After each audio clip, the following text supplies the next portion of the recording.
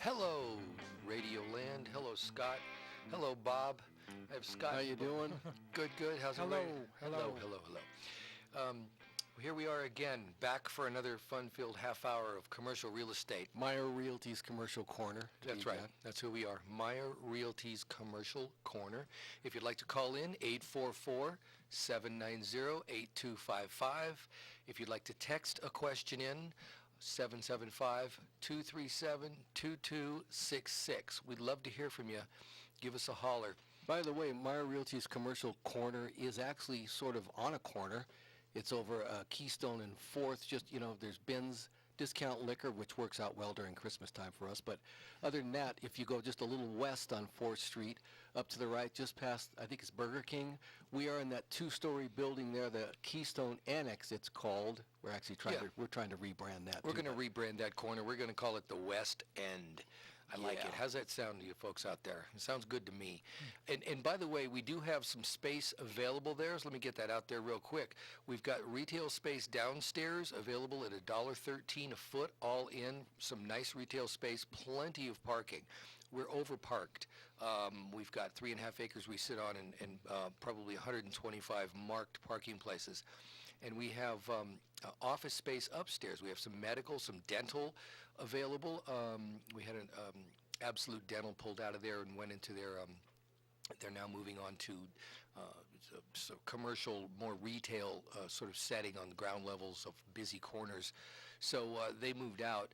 So we have about almost 2,000 feet of dental office that I think is quite valuable to somebody out there with a new dental practice or an existing maybe wants to expand. And then some office space up there. We have, what is it called? I'm not thinking of the right word for the executive suite. I'm sorry, executive suite space. We got about 4,000 feet of that upstairs. So give us a call, 745-2918. If you're interested or know anybody that is, send them our direction. What's the rate on that office upstairs? The office is about probably about $1.25, something like that, a foot. I had a question for you, Fred. What's the all-in? What do you mean by all-in when you say, dollar a square foot all in? I was hoping nobody would ask me that question. No, it means basically that everything's included. So downstairs in the retail space, when you pay $1.13 a foot for your rent, you're included. Everything is included in that. Your power. So there's no cam on top of that? No, there's no cam downstairs. There's a small cam fee upstairs because we have some common areas, some elevators and things like that, but nothing like that downstairs. So yeah. Okay, I just was curious about. CAM is common area maintenance. So, Thank you. Yeah, Bob. So It's a common area maintenance fee that you'll find in commercial property. This is a commercial show. We do have to discuss those things. Yes. Okay, so getting on to our agenda for this week. First, we're going to go over what we did last week, because we're kind of we're trying to have some consistency, continuity here from show to show. It won't always be that case. Sometimes we're going to jump around, but right now for these 3 shows, last week's show, this show, and next week's, there's going to be some continuity.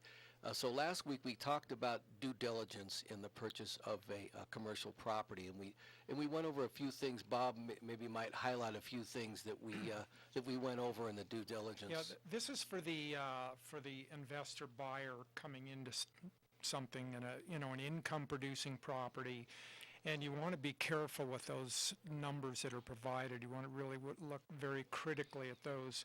First of all, you want to determine, are they accurate? Is there projections?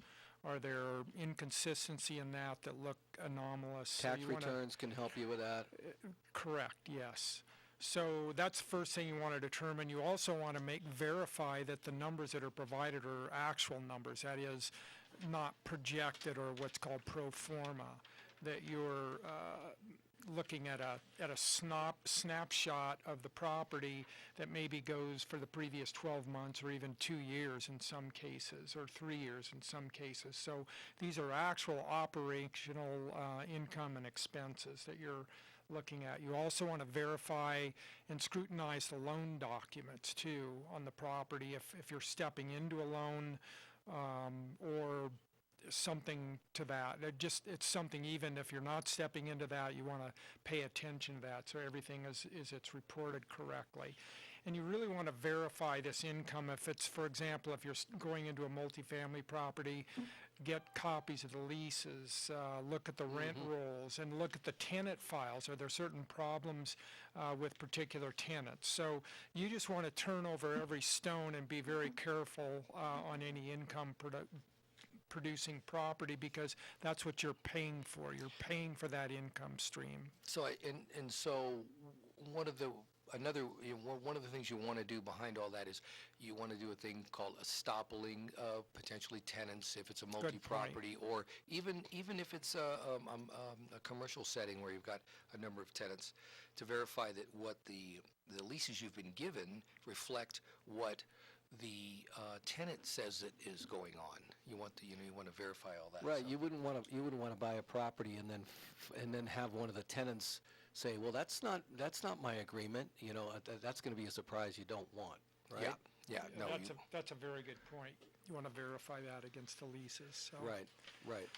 And so anyway, we went over that last week. This week is going to be, it's what's called operational due diligence. And the difference is, operational due diligence is when you've bought the property. Now you own it, you've bought this new property, and you want to really, one of the things you're going to want to do is you're going to want to see where you can squeeze more out of it, right? You want to see where you can make it more efficient. And there's a lot of different ways you can do that. So we're going to get into that. Right, Bob? Yeah.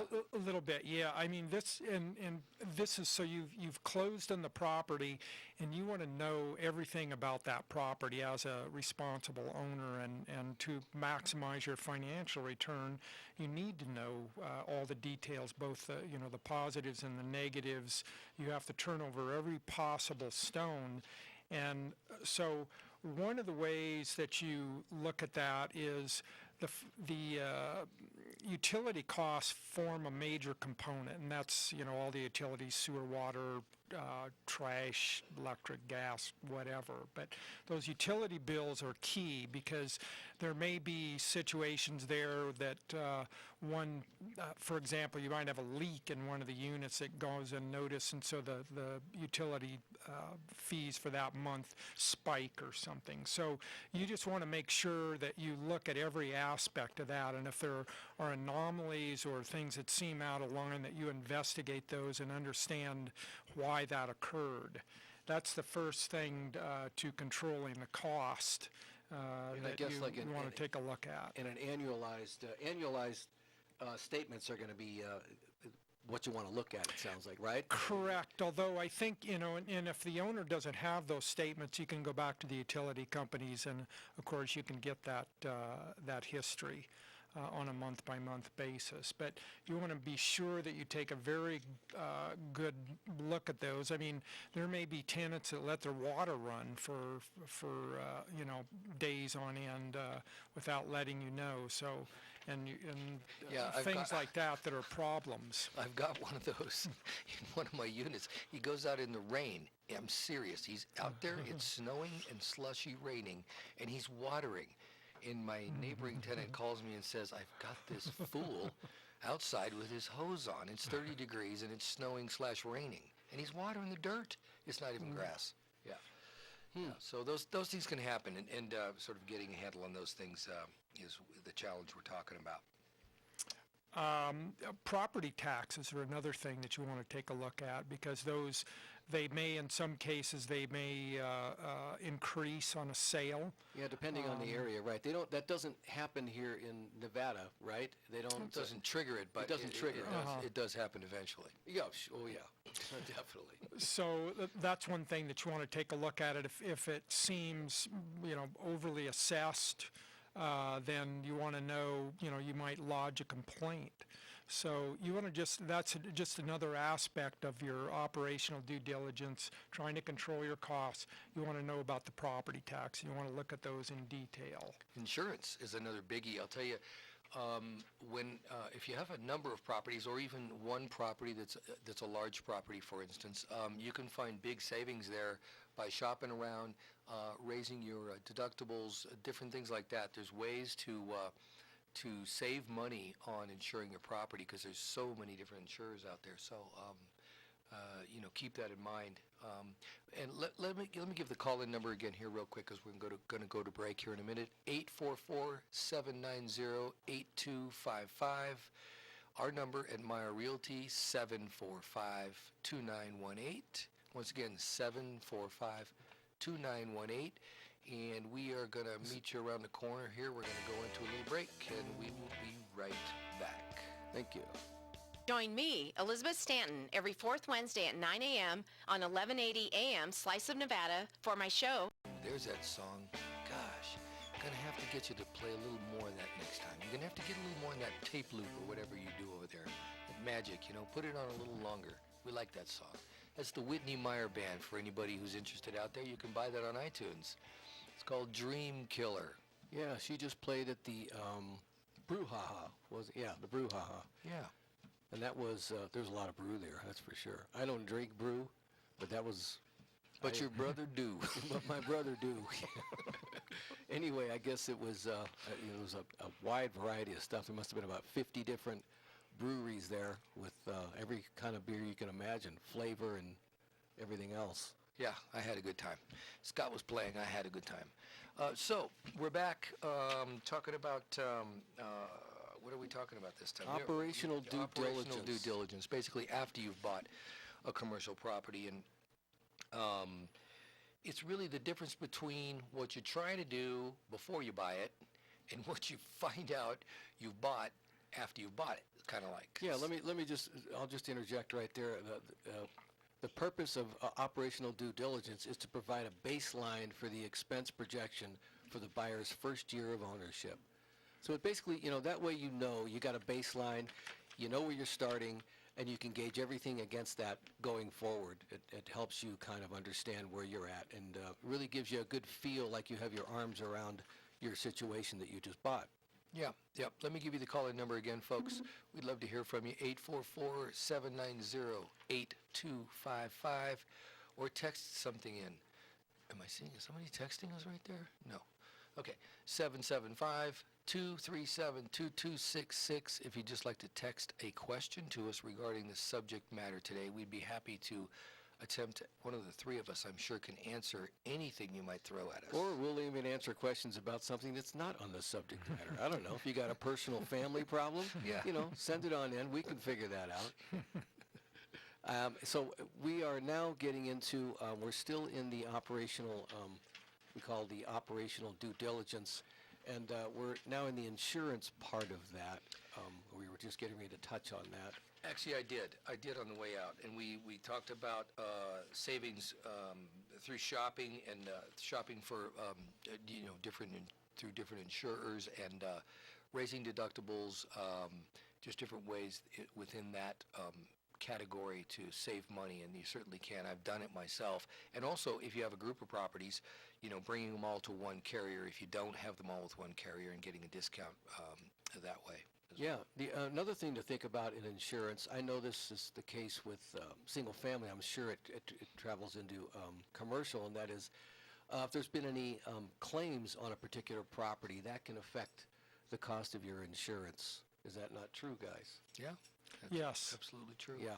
Yep. Yeah. So that might be something you want to find out in your due diligence before you buy, is because that's going to affect maybe what that insurance is going to cost you going forward if they think that there's some sort of it has been a problem and maybe a future problem that could. Well, if the owner is willing to release that information. Right, but that would that would be part of of an honest owner anyway. But I guess Scott, oh, come sorry, on, come okay, just kidding. Let's be real here. Okay. What do we got? Okay, I'll tell you what we have. I want Fred. You got a story. We talked about this earlier. A story regarding. We have a client actually, and this is sort of a pitch. We're going to pitch. We have a client that's looking for something in this area. He's in a 1031 exchange, and Fred's going to kind of tell the story a little bit. He's Well, he's got a property. He's in a. Well, I'll let Fred tell the story. I'm sitting here stealing his thunder. Thank you, Fred, Scott. Thank you. normally you're stealing my thunder. Okay, so this is just a Payback. brief moment in time here. Right. So he's in a 1031. What that means, 1031 tax deferred exchange. What that means is he has sold a property. He has closed escrow on that property. So when you close escrow, once you've closed escrow on a property, you have 45 days to identify your replacement investment, we'll just say, because there's a few rules you can do that by, and 180 days, including that 45 days to close the escrow. And so we have somebody that has $375 roughly dollars, and also more money he can add. But the key to this is we're shopping for him right now. He has already closed escrow. He closed about a week ago, I think it was. So Yeah, so roughly. he's got about 40 days now. His clock is ticking, we call it. So he's what we call a motivated buyer because he did close escrow. He has another property that he could close on if we find him the right deal that he's got a buyer for already, that he would go into escrow on. He would sell that as well. Yeah, so what Fred's saying is, let me just cut in there real quick, Fred, and steal a little bit of your thunder. What he's saying is it started out one way, and then he mentioned, I've got this other property, $1.5 million property. I've got a buyer waiting to sign the contract, but I don't want to enter into an escrow because of this clock and the clock ticking and stuff. I don't want to enter into an escrow until I know I've got something, or I think I've got something that's going to even be bigger than the first thing I was looking for, which is the $375,000. If I need to use that, I can. I don't want to get the clock ticking unless I've found something that that'll work for. Okay, Fred, go ahead. Right. It's all So anyway, we're out shopping for him currently, and just sort of an example of a client who is using that tool, the 1031 tax deferred exchange tool, one that you need to make sure you hook up with someone, an agent that knows what they're doing and sort of how to walk you through that, because the time frames are critical. If you mess that up, if you don't meet those time frames, if you don't identify by that 45th day at 5 o'clock and send that into your exchange, your qualified exchanger, the properties that you identify that you would close on one or all of, then you'll forego the exchange basically. And you'll have to pay taxes on it, which is the whole reason you're doing it, is to not pay the taxes now. You're deferring those taxes, right?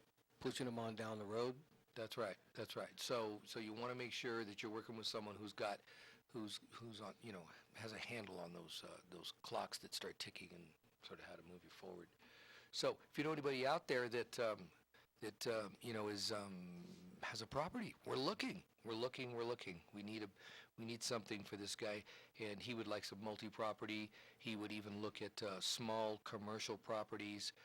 We actually are taking him out to Fernley to look at something that is a condo conversion. Well, actually, it was built as a condo investment. So we're excited to get out there and look around for him a bit.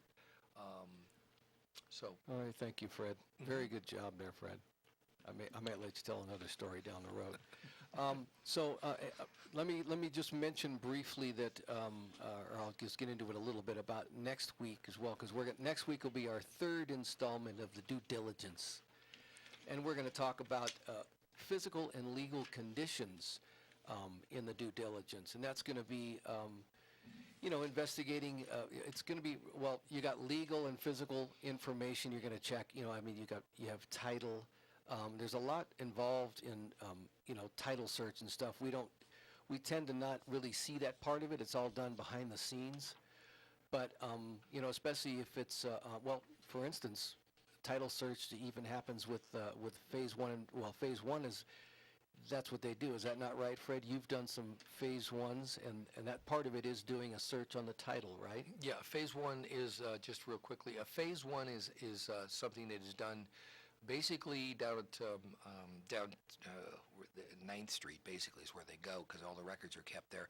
And most of the research is done there. Basically, they go back to when the dirt was first put there, as far back as they can go, to research title. It's not like when you buy a home. When you buy a home, the process is not this involved, but they want to know what has lived on that property since it was anything was first put there. So they'll go back to the 1800s and in Nevada, we've had things as far back as that. So they'll go back and search the records and see if there's ever been, a gas station or whatever, something that might have caused some contamination.